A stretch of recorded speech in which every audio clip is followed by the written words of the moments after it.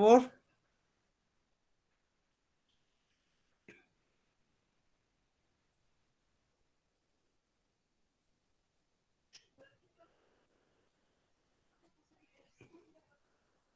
¿Nadie? Nadie sabe en qué nos quedamos, nada más nos fuimos 2 días y ya. A ver, Iván, por favor, Iván.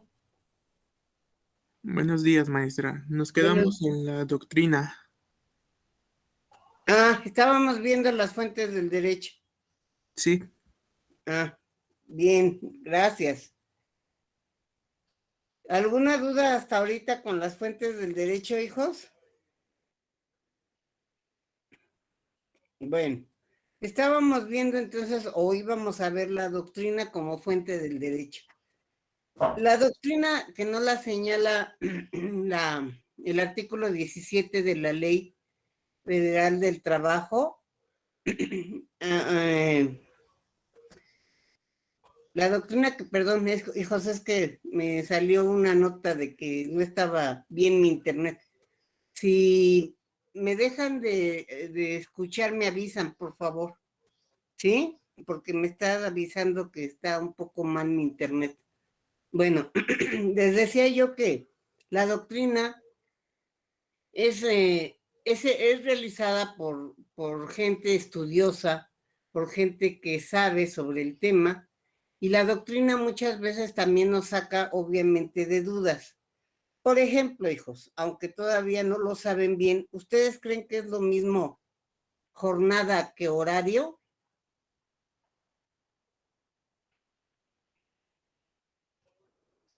A ver, hijos, ¿qué piensan? ¿Es lo mismo jornada que horario?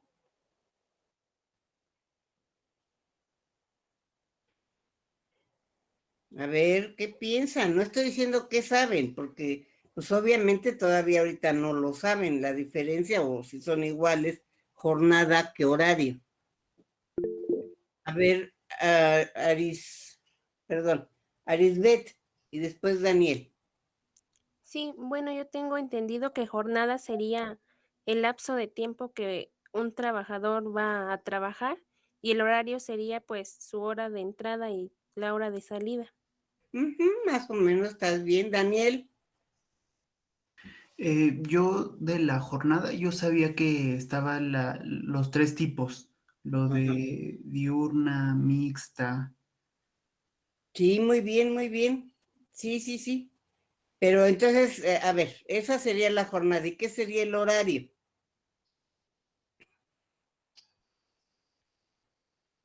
Bueno, eso les digo, todavía no lo saben y no hay problema.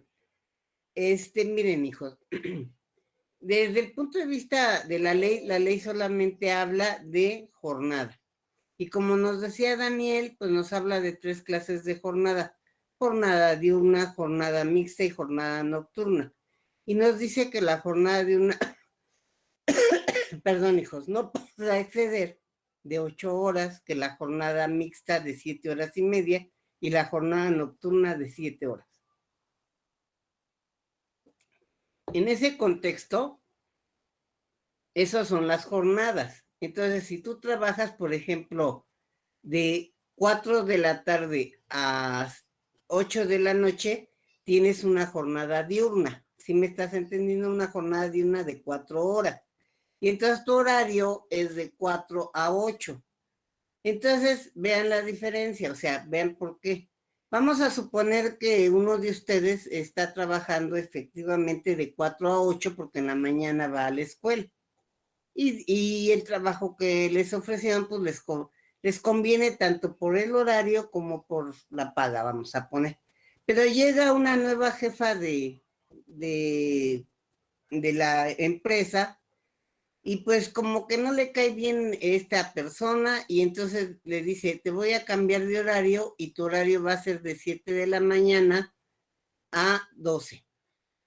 No, pero es que yo no puedo porque yo estudio. No, pues yo no te estoy cambiando de jornada porque la jornada sigue siendo diurna. Lo que te estoy cambiando es nada más de horario. ¿Sí están entendiendo? ¿Y quién hace la diferencia entre jornada y horario? Pues la doctrina, hijos. La doctrina es la que nos enseña qué diferencia hay entre jornada y horario Y obviamente, aunque la ley no nos señale horarios, nada más nos señale jornada, cuando tú ya tienes un horario y lo aceptaste, pues ya es casi como un derecho que tienes y que solamente te lo pueden cambiar siempre y cuando sea con tu voluntad, ¿sí me están entendiendo? Desde el punto de vista estamos hablando del deber ser, porque ya sabemos que los patrones a veces hacen lo que se les pega la gana, pero desde el punto de vista del deber ser, eso sería la diferencia entre jornada y horario. Como les digo, los que hacen esa diferencia son la doctrina y obviamente no la ley. A ver, hijos, ya les hablé de la equidad como fuente del derecho. María Esmeralda me dice que sí, Daniel me dice que no. A ver, revisen. Iván, ¿me dices que sí? Ya hablé de equidad. A ver, no sean malitos, léanme el artículo 17 de su Ley Federal del Trabajo a ver si no me falta algo.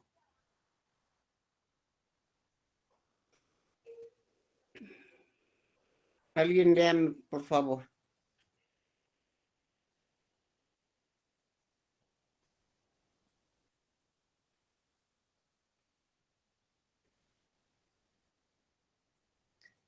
El artículo 17 de su ley, nada más para ver si no me falta algo. A ver, Melissa, por favor. Sí. Artículo 17. A falta de disposición expresa en la Constitución, en esta ley o en sus reglamentos o en los tratados a que se refiere el artículo 6, se tomarán en consideración sus disposiciones que regulen casos semejantes, los principios generales que deriven de dichos ordenamientos, los principios generales del derecho y los principios generales de justicia social que derivan del artículo 123 de la Constitución, la jurisprudencia, la costumbre y la equidad. Sí, ya hablamos también de la costumbre y de la equidad, ¿verdad, hijos? Y ahorita les estaba hablando de la doctrina.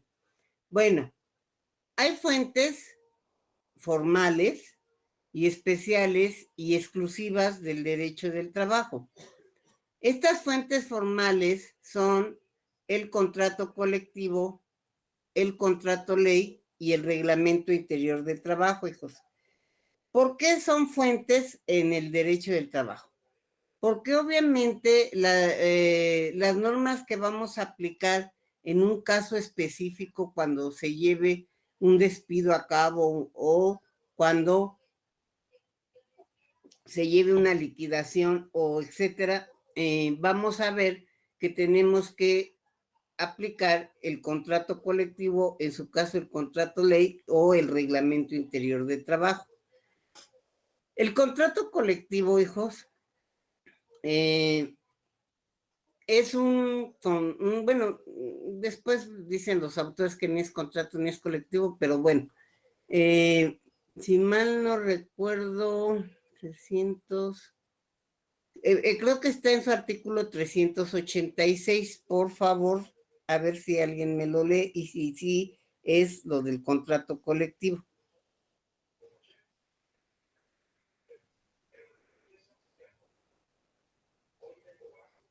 ¿Se lo puedo leer, maestra? Sí, por favor, Daniel. Artículo 386. Contrato colectivo de trabajo es el convenio celebrado entre uno o varios sindicatos de trabajadores y uno o varios patrones o uno o varios sindicatos de patrones con objeto de establecer las condiciones según las cuales debe prestarse el trabajo en una o más empresas o establecimientos. Ajá. Entonces, si ustedes recordarán, ya habíamos hablado un poco del contrato colectivo cuando vimos que prevalece la ley paraestatal, o sea, la ley hecha por los individuos que la ley hecha por el Estado. Entonces, el contrato colectivo, hijos, ya les dije que va a marcar las condiciones de trabajo. ¿Alguien recuerda cuáles son las condiciones de trabajo, hijos? Acuérdense que son 4, las condiciones de trabajo. A ver, María Esmeralda. Es el salario, los días de descanso, las vacaciones y la jornada. Muy bien, María Esmeralda. Son la jornada, los días de descanso, las vacaciones y el salario. Esas son las condiciones de trabajo que un contrato colectivo va a mejorar. Por eso es fuente del derecho, porque ya les digo, si llega un asunto en el que el trabajador tenga contrato colectivo y sea despedido o sea liquidado, tiene que ser no conforme a la ley, sino conforme a su contrato colectivo, que ya sabemos que va a ser mejor. Pero también los contratos colectivos han servido como fuente, hijos, porque, por ejemplo, el reparto de utilidades que ahora gozan algunos trabajadores se derivó de contratos colectivos, o sea, los primeros que dieron reparto de utilidades fue los contratos colectivos y actualmente esa prestación se hizo ley. Por eso también es fuente, porque de sus normas pueden emanar y ser cosas ya de ley. Simplemente los descansos paternos, o sea, el descanso de que ahora tienen los padres de cuando nacen sus hijos, también derivan de contratos colectivos, porque los primeros que les dieron los descansos a los padres fueron los contratos colectivos. Entonces los contratos colectivos, hijos, son fuentes del derecho del trabajo y nada más son exclusivos, son especiales del derecho del trabajo, porque nada más nos van a servir para resolver los conflictos o interpretar normas en cuanto al contrato colectivo que regula a una empresa o a un establecimiento. El contrato ley es casi lo mismo, hijos, en cuanto a que va a mejorar las condiciones de trabajo y que Esmeralda ya nos dijo cuáles son las condiciones de trabajo. Recordémoslas siempre: jornada, días de descanso, vacaciones y salario. En ese contexto, hijos, la diferencia entre un contrato colectivo y un contrato ley es a quién rige.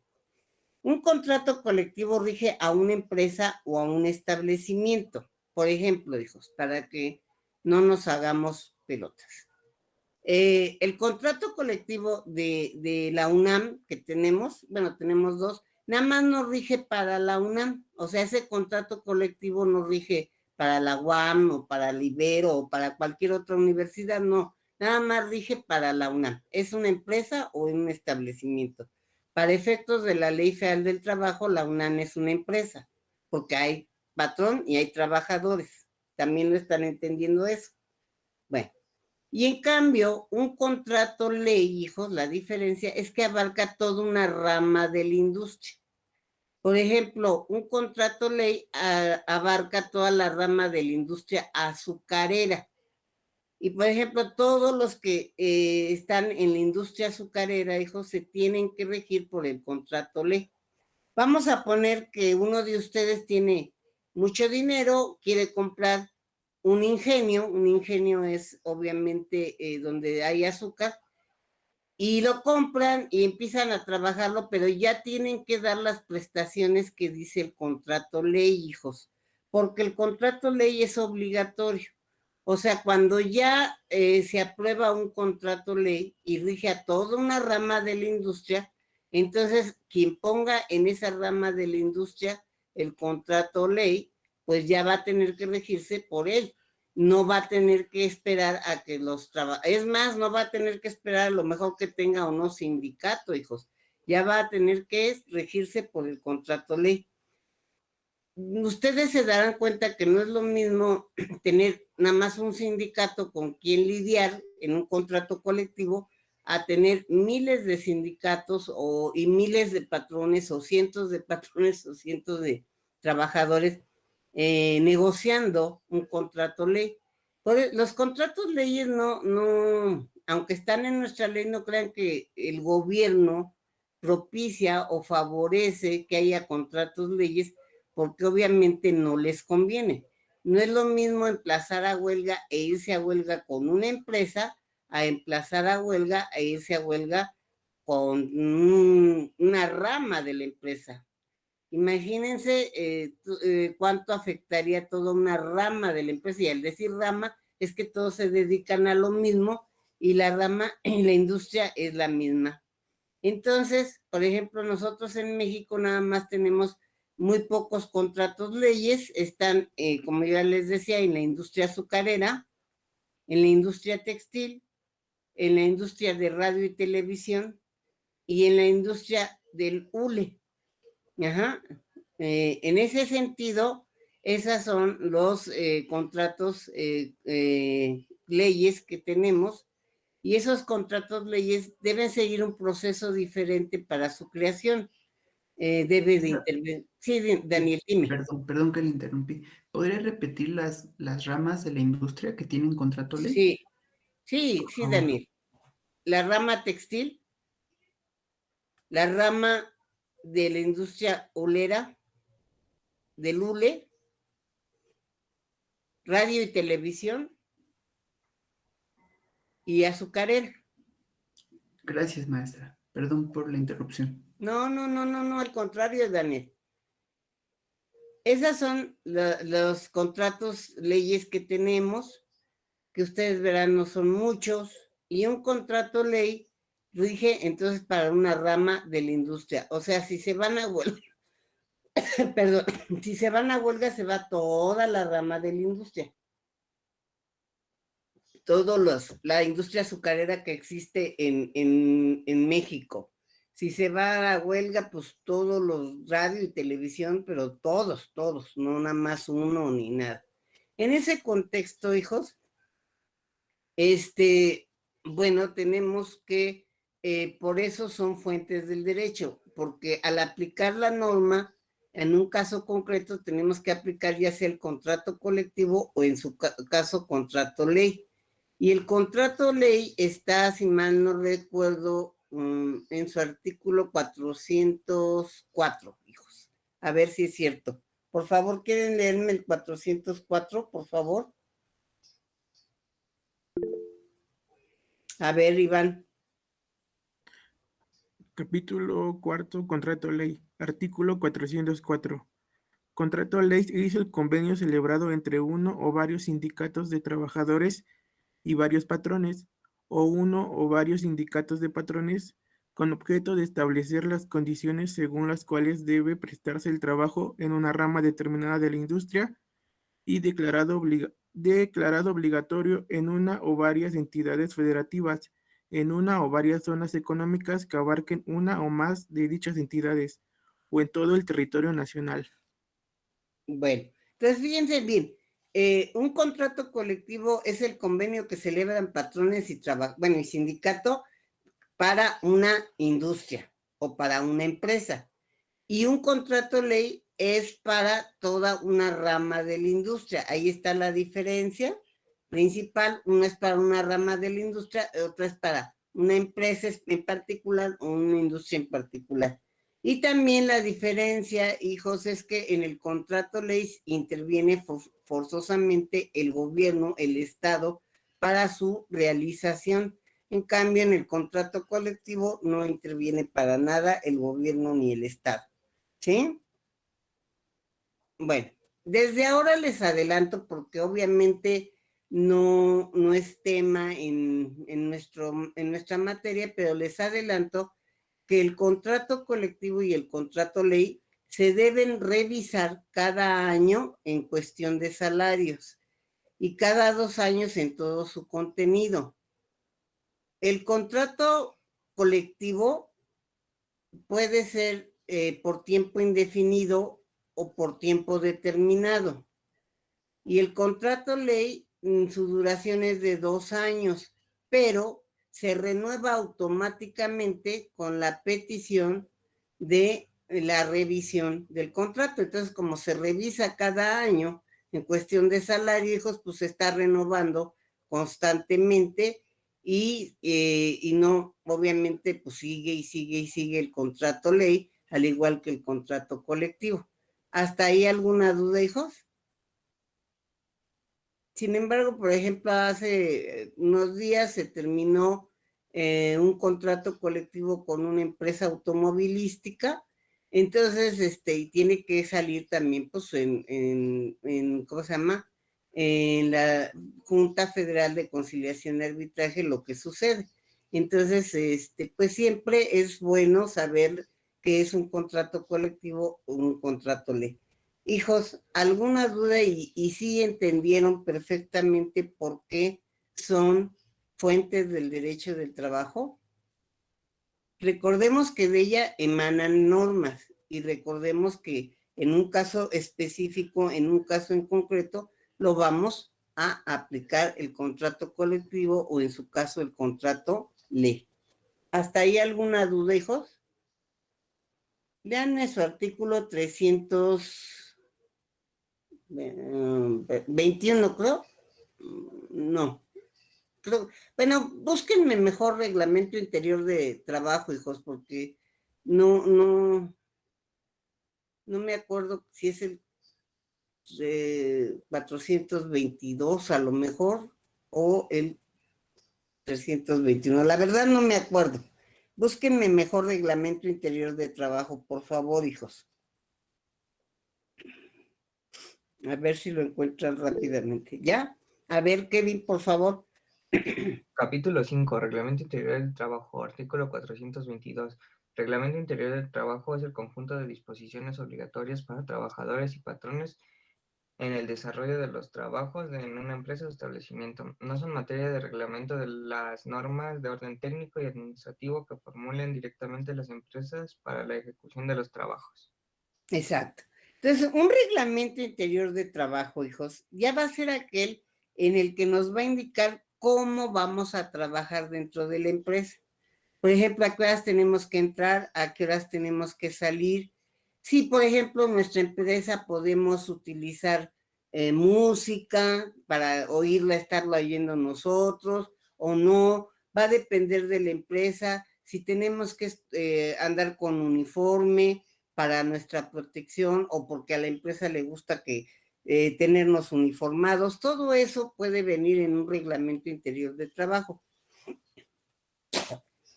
Entonces, un reglamento interior de trabajo es fuente del derecho, hijos, porque ahí va a mencionar cosas que obviamente la ley no señala y que también pueden traer conflicto de despido o pueden traer un conflicto y tenemos que interpretar las normas a través del reglamento. Por ejemplo, para que me entiendan mejor, hijos, un reglamento nos puede decir que, por ejemplo, la ley no nos habla de retardos. En cambio, un reglamento nos puede decir que un trabajador que tenga 4 retardos en una semana va a acumular una falta. ¿Sí me están entendiendo? O sea, eso lo puede decir el reglamento. Y entonces el reglamento, si tú acumulas 4 faltas, pues te puede despedir. Entonces, y solamente por retardos. Entonces, sería cuestión de interpretar si realmente está siendo despedida justificadamente o no, porque el reglamento, pues ya saben, igual que todo, no puede ir en contra de lo que la ley señala. Y como la ley no señala nada sobre retardos, entonces, pues podría estar en contraposición el reglamento con la ley y entonces ver cuál sería lo que tendríamos que aplicar y ver si el reglamento es justo y si el reglamento está bien.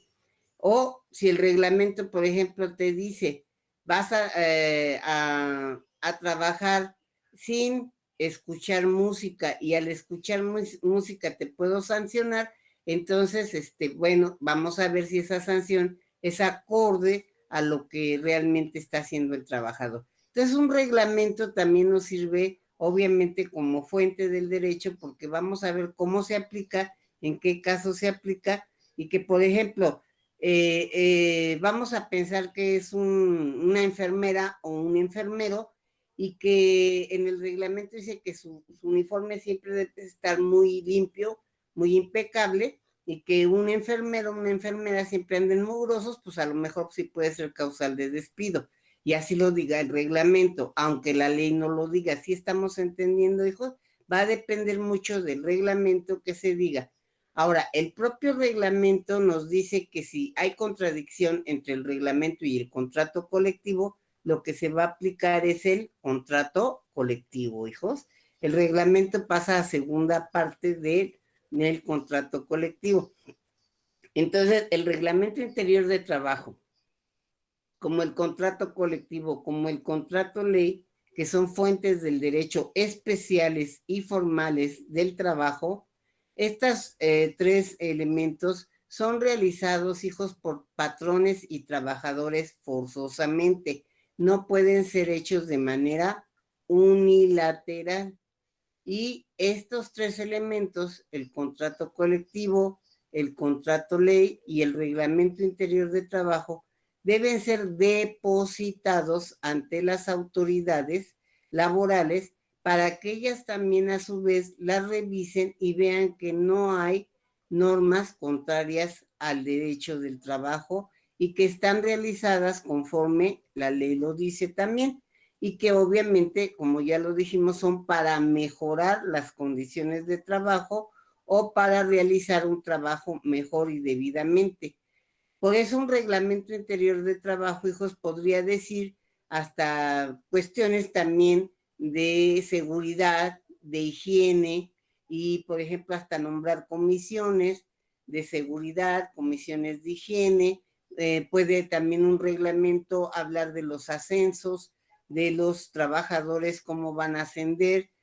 Un reglamento puede traer muchas cosas especiales ya de la empresa para que trabajemos mejor y en forma más ordenada dentro de la empresa. ¿Hasta ahí alguna duda, hijos? Pero entienden por qué son fuentes del derecho. Son fuentes del derecho porque traen un conjunto de normas, aunque las realizan los particulares, que van a vincular a muchos trabajadores y que van a ser mejores que lo que la ley indica y por lo tanto se tienen que aplicar ellas mejor que otra cosa, que ya sea la ley o la propia Constitución. Ya por eso dijimos que aquí se voltea la pirámide kelsiana. ¿Hasta ahí alguna duda? ¿No? Bueno, para ustedes, hijos, ¿qué es interpretar? ¿Qué ustedes que han entendido cuando les decimos interpretar?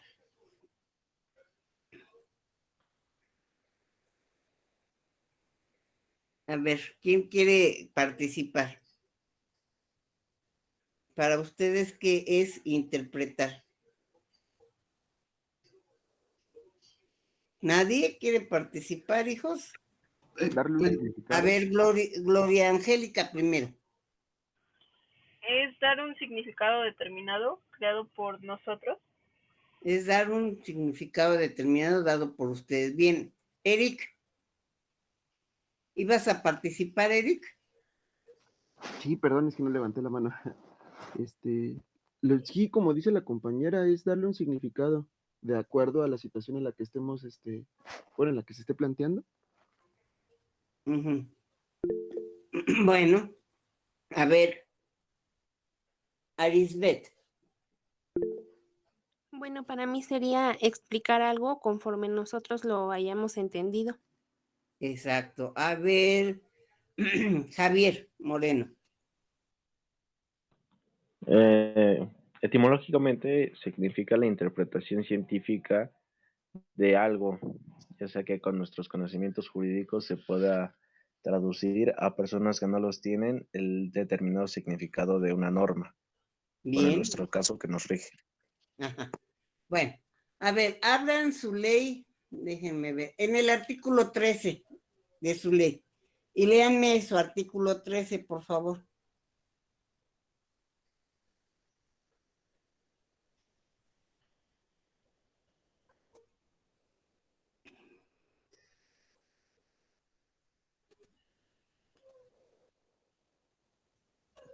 A ver, ¿ya lo tienen el artículo 13 de su ley?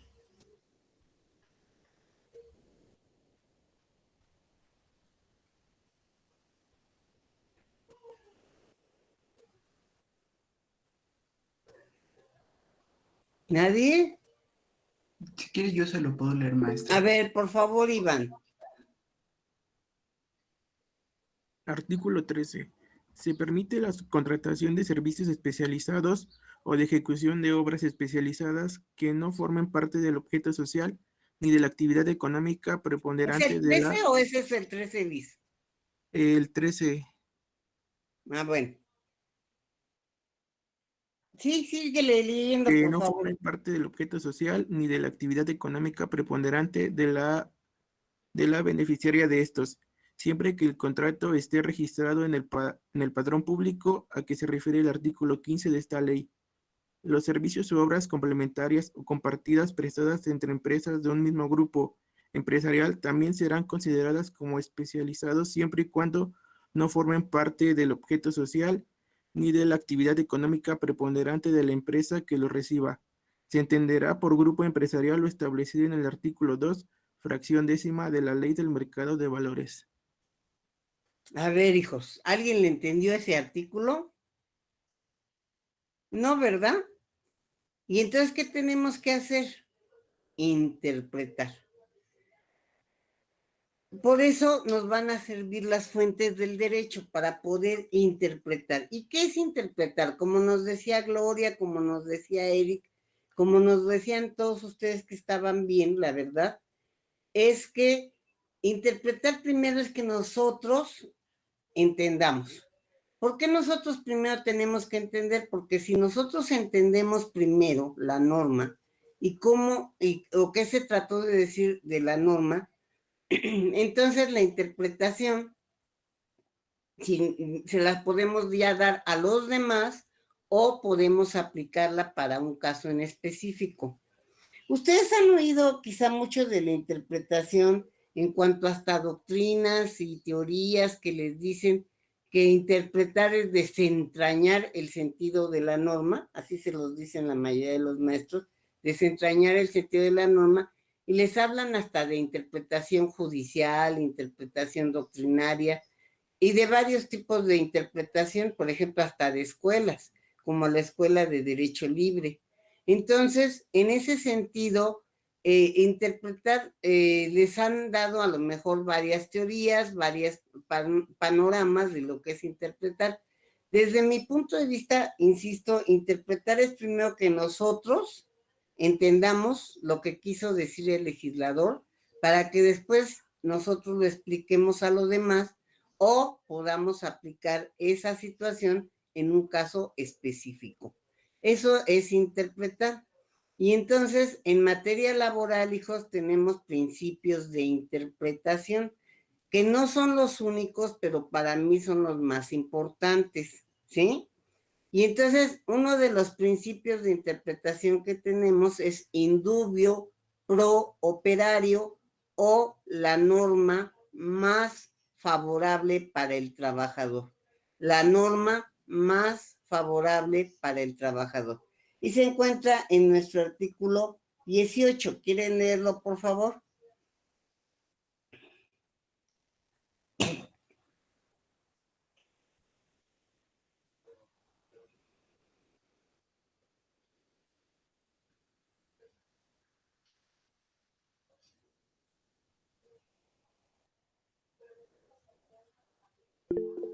A ver, Fernanda, por favor. Artículo 18. En la interpretación de las normas de trabajo se tomarán en consideración sus finalidades señaladas en los artículos 2 y 3. En caso de duda, prevalecerá la interpretación más favorable al trabajador. Entonces, en caso de duda, será la norma más favorable para el trabajador. Lo que decíamos de que es indubio pro operario o la norma más favorable para el trabajador. ¿Se acuerdan cuando vimos qué significaba más de 3 faltas? Y que decíamos que si eran 3 faltas y media o 4 faltas completas. Y pues en caso de duda, lo más favorable para el trabajador. ¿Y qué le favorece más al trabajador? Pues que sean 4 faltas y no 3 faltas y media. Y entonces ahí se resuelve a favor del trabajador. Entonces, esto es un principio de interpretación que tenemos en nuestra ley. Nuestro otro principio fundamental que también es fuente y que se acuerdan que yo les decía que es una fuente primordial para el maestro Mario de la Cueva, es también un principio de interpretación que es la equidad, hijos. La equidad también es un principio de interpretación y que se encuentra, como nos leyó nuestra compañera, en el artículo 2 de nuestra Ley Federal del Trabajo. ¿Quieren leerlo, por favor?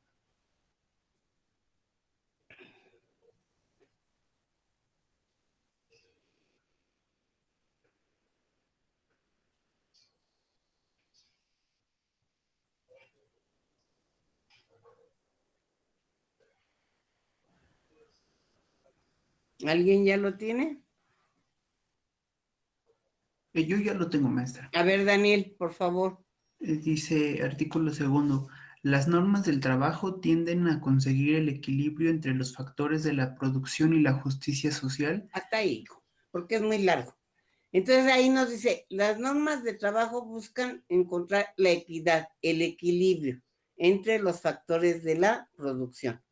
Entonces, recordemos que la equidad es uno de los principios fundamentales del derecho de trabajo, que yo les decía que el patrón y el trabajador son como un matrimonio, y que si uno jala mucho la cobija en las noches, pues descobija al otro.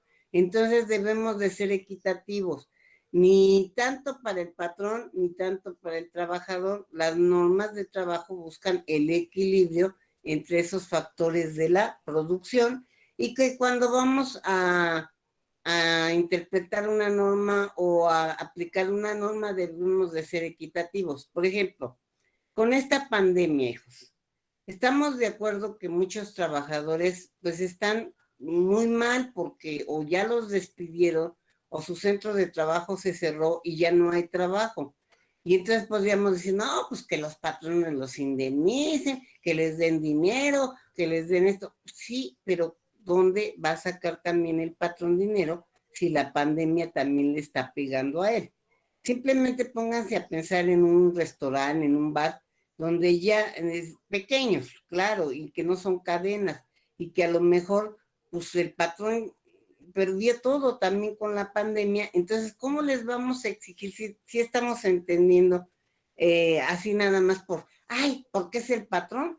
Que pague, pues a lo mejor no puede, hijos, y a lo mejor él nunca hubiera querido despedir a sus trabajadores, pero estas situaciones que estamos viviendo pues lo obligan a hacer determinadas cosas. Entonces, en este contexto, cuando nosotros apliquemos o creamos una norma de trabajo, ahorita te doy la palabra, Eduardo, tenemos que aplicar la equidad. A ver, Eduardo, por favor. Venegas. Maestra, por ejemplo, en el caso de Interjet.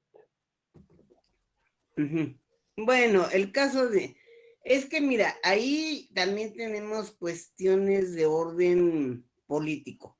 Interjet, si mal no recuerdo, es bueno, y cerró antes de la pandemia. Interjet tuvo problemas hasta antes de la pandemia, y que yo sepa era de Miguel Alemán y de muchos políticos que se vieron beneficiados cuando les abrieron casi aeronave. Pero Interjet, que yo sepa, nada era suyo, o sea, no tenía, todo lo rentaban, los aviones, todo rentaban, nada era de ellos. Entonces, cuando hay que indemnizar a los trabajadores, pues demuestran que no tienen nada.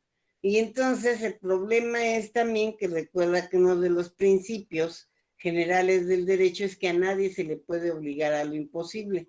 Si tú no tienes nada con qué responder, ¿cómo te van a obligar a responder de algo que no tienes? Entonces, desgraciadamente, Interjet, ahí son cuestiones también de orden político, de orden de favoritismo, de orden que no se da en nuestro país, hijos. Yo nada más estoy hablando por hablar, porque eso pasa en China o pasa en Perú, pero en México, ¿ustedes creen que pase eso? Que haya favoritismo, que les cuiden la espalda a los políticos, que no los metan a la cárcel. No, ¿verdad? Eso no pasa en México. Perdón, hijos, perdón, Eduardo, a lo mejor me fui muy lejos y diciendo que ahí había cuestiones políticas. No, pero Interjet ahí sí, bueno, hijos, ahí sí, pobres trabajadores. Ahí sí les vieron la cara a todos los trabajadores y se vieron muy listos los dueños de Interjet, porque te digo, todo lo rentaban, nada era suyo. Y entonces pues no podía haber un embargo o no podía haber bienes con que sustentar o tutelar las indemnizaciones a las que tenían derecho los trabajadores. Desgraciadamente, Eduardo. ¿Alguna duda más? ¿No? No, maestra. Bueno, entonces tenemos que en la interpretación también debemos ser equitativos. Esto es muy importante, hijos, Y lo decimos en sí porque la verdad es que a veces nada más juzgamos a los patrones porque son patrones y no estamos en la película de los buenos y de los malos, ¿eh? Tan hay malos patrones como hay tan malos trabajadores. Trabajadores que a mí me dan ganas a veces de darle una vueltecita, pero al pescuezo, hijos, porque francamente son flojos, desordenados, pueden hasta robarle al patrón. Entonces, obviamente, no estamos en la película. Ay, los buenos son los trabajadores, los malos son los patrones. No, no, no, hijos. También los patrones, hay patrones buenos, hay patrones justos, hay patrones equilibrados, hay patrones de todo. Pero sí, desgraciadamente, la historia nos demostró que muchos de ellos sí abusaron de los trabajadores y que por eso se tuvo que hacer toda esta normatividad favoreciendo a los trabajadores por tanto abuso que hubo de los patrones. Eso sí, no me queda la menor duda, hijos, pero no por ellos, no por unos vamos a juzgar a todos. Actualmente hay buenos patrones, hay patrones que se preocupan mucho por sus trabajadores, pero imagínense con este problema económico que tenemos muy grave debido a la pandemia. ¿O ustedes creen que están comprando igual que compraban antes? Están, digamos, simplemente el no salir de nuestra casa, muchos de nosotros, no usar transporte público, hijos. Pues ¿cuánto les ha bajado a ellos sus ganancias, su dinero? Y eso sí, la gasolina sigue subiendo, ¿no? Aunque nos prometieron que ya no iban a subir, ¿no? Entonces, se dan cuenta de que la situación pues no es fácil, entonces tenemos que ser equitativos también con un patrón que no se la está viendo regalada ni fácil, y sobre todo esta situación que estamos viviendo actualmente, pues está muy, muy difícil para muchos patrones, así como para muchos trabajadores. ¿Hasta ahí alguna duda, hijos? Bueno, entonces la equidad es una de los principios de interpretación, ¿sí? Otro principio de interpretación es la irrenunciabilidad de derechos. Este principio yo creo que ya está cambiando mucho porque tiene que cambiar obviamente en la situación que estamos viendo, insisto, de la pandemia, en la situación que estamos viendo de la vida diaria. Pero bueno, de acuerdo a esto, les voy a poner un ejemplo para que lo entiendan. Vamos a suponer, hijos, que un trabajador tiene, tiene 5 años trabajando, pero cada mes firma un contrato, o si quieren ustedes, cada año firma un contrato. ¿Qué antigüedad tiene el trabajador? Ninguna. Ninguna, dice Luis Antonio. María Esmeralda movió la cabeza, pero no nos dijo nada. A ver, María Esmeralda, ¿qué opinas?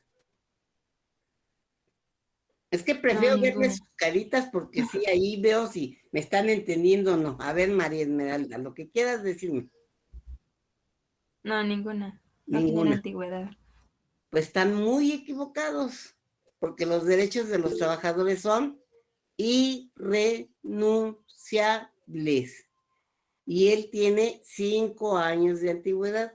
Y al contrario, hijos, los contratos le van a servir como medio de prueba para demostrar cuánta antigüedad tiene. Porque no estamos en derecho civil, estamos en derecho laboral, y la interpretación de nuestras normas es siempre a favor del trabajador y de que sus derechos son irrenunciables, firme lo que firme. Si él, por ejemplo, llegara con su patrón y le dijera a su patrón, ante notario, hijos, por favor, aquí renúnciame a tus vacaciones, a tu aguinaldo, y lo hiciera por sonso, pues más sonso el patrón, porque obviamente él no puede renunciar, ni siquiera en esas circunstancias, a sus derechos. Eso siempre recuerden para la interpretación de la norma. Por eso ahorita estábamos interpretando, por eso ahorita estábamos diciendo, ¿cuánta antigüedad tiene? Pues 5 años, hijos. Pero es que firma con... ¿Y eso qué? Al contrario, los contratos le van a servir a él para demostrar cuánta antigüedad tiene. ¿Sí lo estamos entendiendo, hijos? ¿Alguna duda? Bueno, entonces llevamos de principios de interpretación, recordemos la norma más favorable para el trabajador o en latín indubio pro operario. Tenemos la equidad y recuerden que la equidad la tenemos también como fuente del derecho principalmente y también como interpretación, como una forma de interpretar la norma. Tenemos la irrenunciabilidad de derechos de los trabajadores y vean cómo esto lo dice el artículo 5 de su ley y su artículo 33, por favor. ¿Quieren leerlo? Artículo 5 de su ley y artículo 33.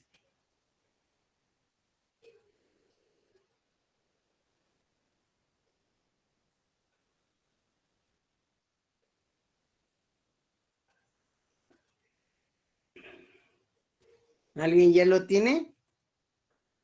Artículo 5 de su ley. Nada más del artículo 5 quiero que me lean el principio y 2 o 3 fracciones, por favor.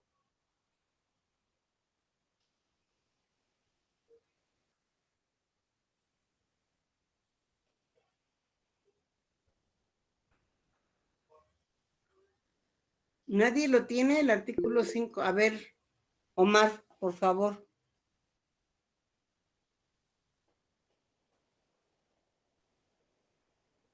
Omar.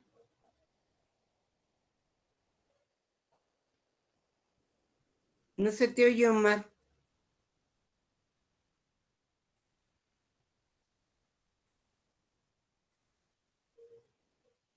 No se te oye, Omar. A ver.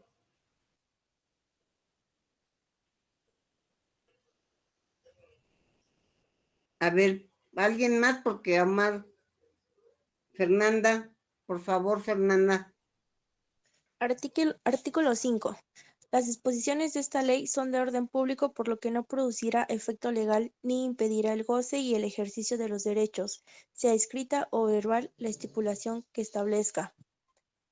1. Trabajos para menores de 15 años. 2. Una jornada mayor que la permitida por esta ley. 3.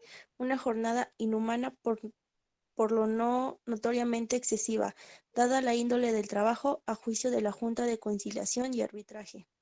Ok, ahora, por favor, el 33.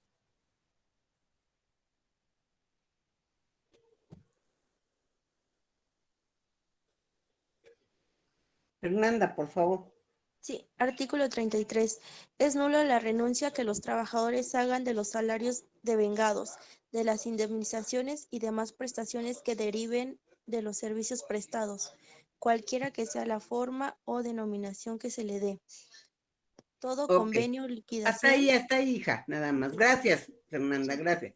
Entonces son otro de los que tenemos de la forma de interpretación es la irrenunciabilidad de derechos. ¿Hasta ahí alguna duda, hijos? A ver, Daniela. Profesora, ¿qué es el salario devengado?